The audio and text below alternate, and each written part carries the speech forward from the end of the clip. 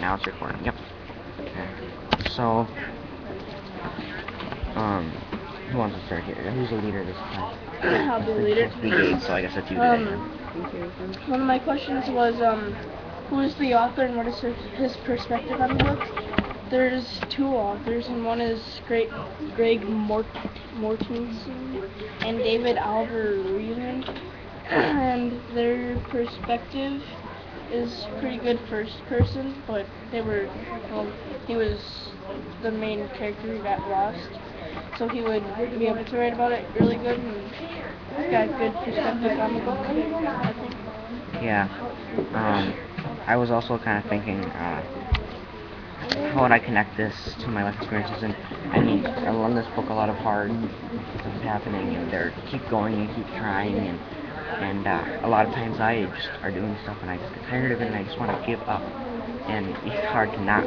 Like, give an example from the book that well, that time that he needed money for the bridge or the school? The bridge. But well, yeah, both, I guess. He had to gather a lot of and he had materials to gather for the money bridge. and materials, so. And he didn't have it, but so he had to go to somebody, and somebody already gave him like $15,000 to build a school, and he felt bad going back to asking for more to build the bridge, but he had to anyway. He was a millionaire, I guess. So. Yeah, I guess he was like. Did he get the money? Yeah, he did. And then there's a picture here of the bridge. Yeah. It's pretty big. Yeah. You have an iPad, someone can See, this is the bridge that he had to build. You're fast. When the bridge is going from where to where? He went from one side of the place to another, so that the kids could get to school once he built it. Because they didn't want to build the school and not have somewhere to get there. And then that's the school he eventually built. So. And where does the story take place? The main part of the story is in Ward. I don't know. It's Corfe or something. Yeah, Corfe something. And a little bit in the beginning of K2, the high mountain he got lost on. Yeah. And it takes place in like around Pakistan and Afghanistan. Yeah.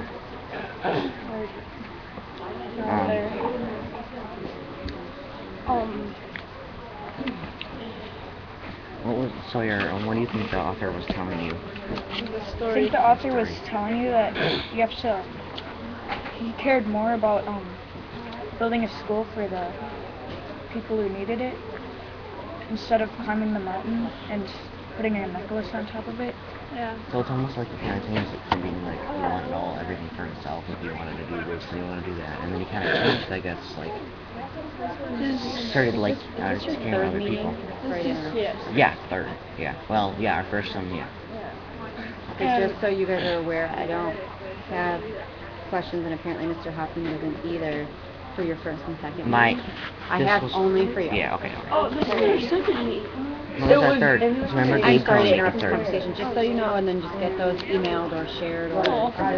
I'll have to do another set of 3. Alright, go on, I apologize, I just wanted to point that out before I forgot. And his kind of perspective changed throughout the book from wanting to do something his way to like doing stuff for others. Yeah, so caring more and kind of... And he made sure they got to things first before he did. So that was one good part there.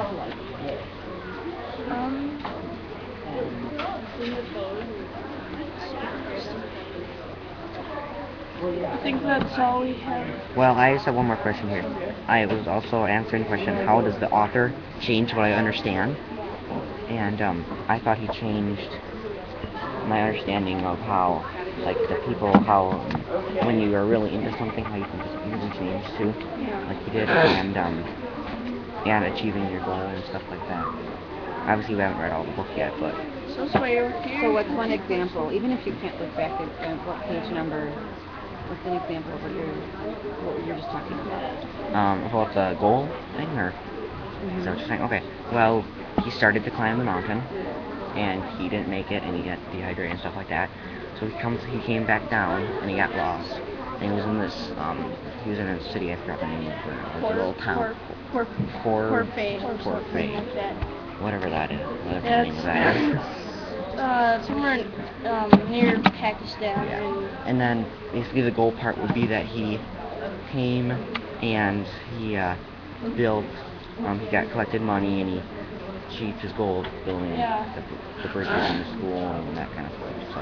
And even the people who were going to get the supplies for the school, there was a block in the road, but they didn't give up after that. They just walked around and they walked all night with them and grabbed the materials they needed instead of just giving up.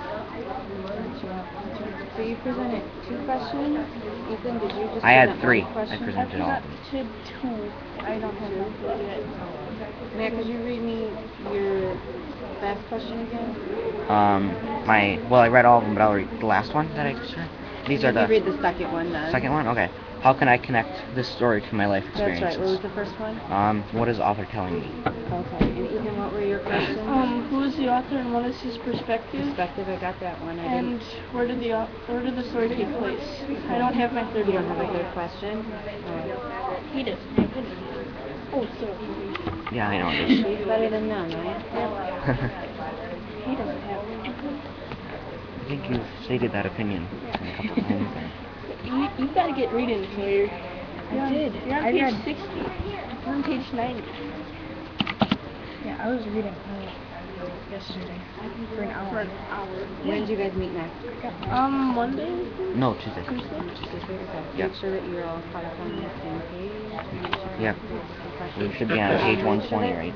Yep, Yeah. If 120. Dave's not here, that you remind him, maybe like email him. I say can we're probably meeting email him Tuesday. right Yeah. now. Get the Or he can calendar. watch the video of our meeting too, so that he knows. Thanks for sharing. Okay.